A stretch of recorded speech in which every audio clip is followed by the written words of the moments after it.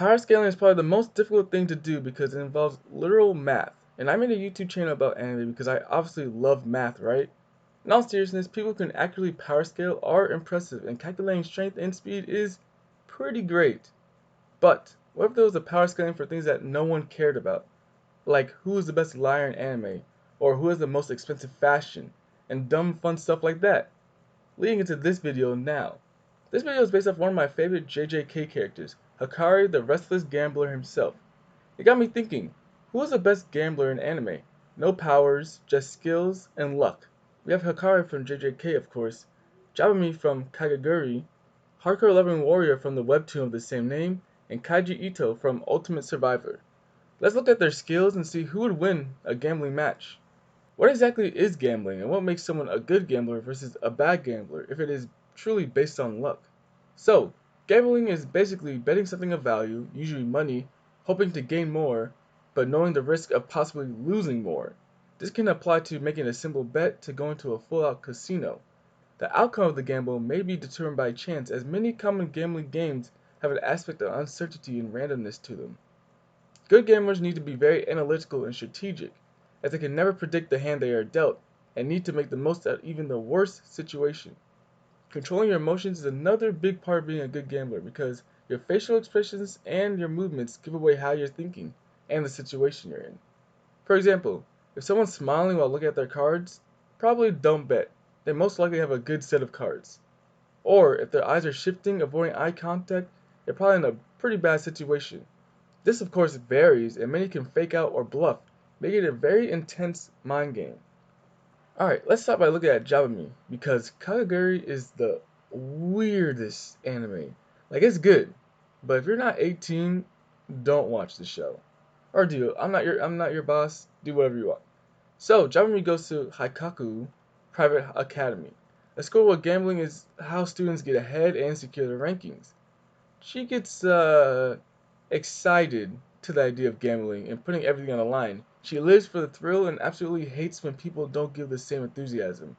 She has a very wide range of games under her belt, from rock, paper, scissors to double concentration to Russian roulette, showing her skills in mastering or at least understanding many different games.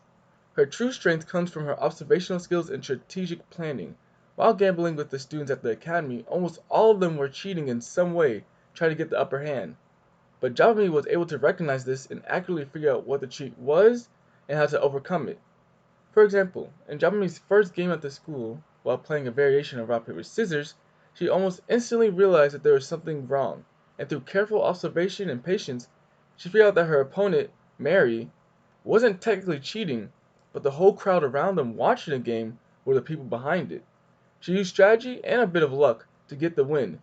In a different game, the cards were marked with a tiny symbol that only lasted for a short time. Get this, Jabami instantly saw those markings, let her opponent win the first round, decided to win the second round through what looked like luck, and then revealed that she memorized all the card placements to absolutely clean sweep the final round. She did all of this while going through a full villain monologue. It was the craziest display of strategy and badass, plus showing off her amazing memory. However, this does show her biggest flaw. Jabami will often put herself at a disadvantage to feel the thrill of the gamble, leading her to losing the first couple of rounds. At this major disadvantage, it is easier for her to lose. Although she has clawed her way to victory many times, it is not a foolproof plan, and smarter or more skilled opponents can capitalize on it and win. Next, let's talk about Hardcore Loving Warrior. He's actually from a webtoon, not an anime, yet. Watch this video why I say that. But Hardcore Loving Warrior is not a real person. He's actually Gang Wo Ho, or Ethan Gon, a gambler who actually gets himself into a lot of financial trouble. Ethan is able to overcome some of his money problems through Lucid Adventure, a video game people play while they sleep. Therefore, Hardcore Loving Warrior is actually his video game persona. Hardcore Loving Warrior was the #1 player in the game, and with his special class Gambler, he always comes up on top. The Gambler class is very unique, as it is an all or nothing class. He makes bets or flips a coin to increase his stats or his chances, but if things don't go the way he wants, he loses instead of gains. Hardcore Loving Warrior's true power comes from his intelligence and knowledge of the game. Being the #1 player of the game granted him an abundance of knowledge of how the game works, how other players play, how quests works, and things like that. He uses this knowledge to make bets or negotiate, knowing that he has the upper hand. Now that I mention it, his bread and butter is through negotiations. He knows how to entice or anger a person into doing what he wants or making the situation beneficial to himself. A great example of him putting his skills to the test when he was lower leveled, around like level 30, he got trapped by another party. Hardcore Loving Warrior was able to recognize the party was low leveled through tactics that he used. He escaped the trap and persuaded one of the members who just stole his own unique dagger to a battle, and then he won the battle and got everything he needed plus more. Although strong, persuasive, and lucky, Hardcore Loving Warrior has some weaknesses. One being that his name carries a lot of weight. Since he was the #1 player, many people either fear or admire him, making it easier to persuade or bluff his way through situations even if he's at a disadvantage. Going against people that don't know him or care about him makes it harder to negotiate, swindle, or just try to undermine them. Even though he is great at playing with people's emotions, Hardcore Loving Warrior is short-tempered, and when he is underestimated or angered, he lets those emotions start to guide his actions, and sometimes it leads to more problems.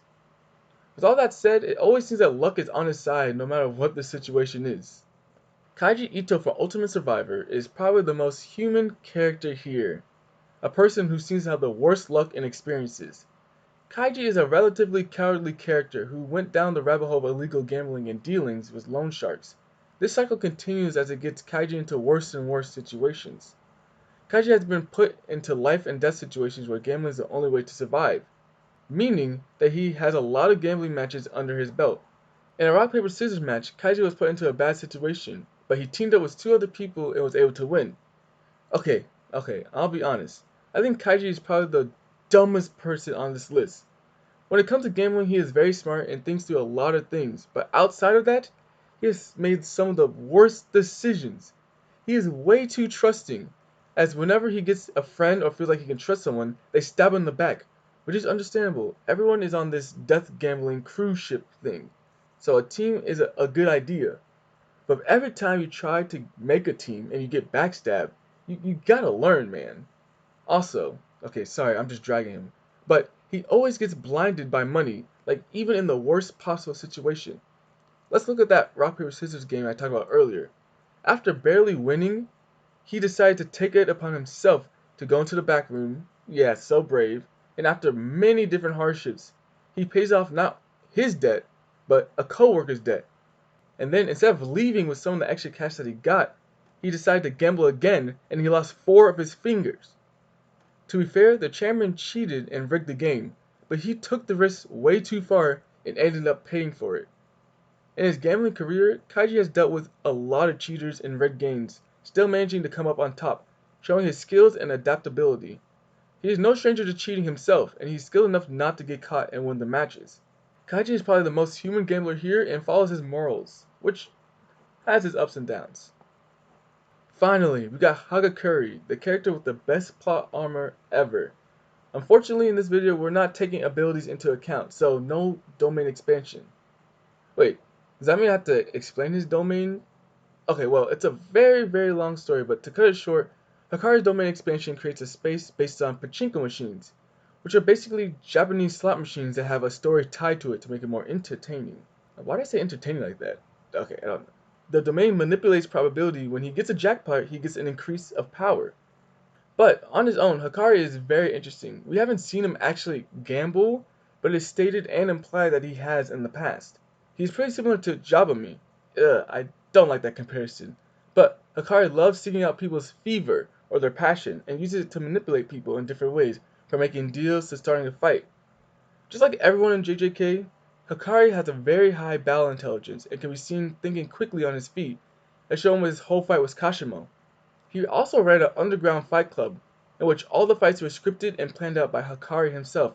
This takes a lot of planning, knowledge of the combatants, and ability to understand what people want to make it successful.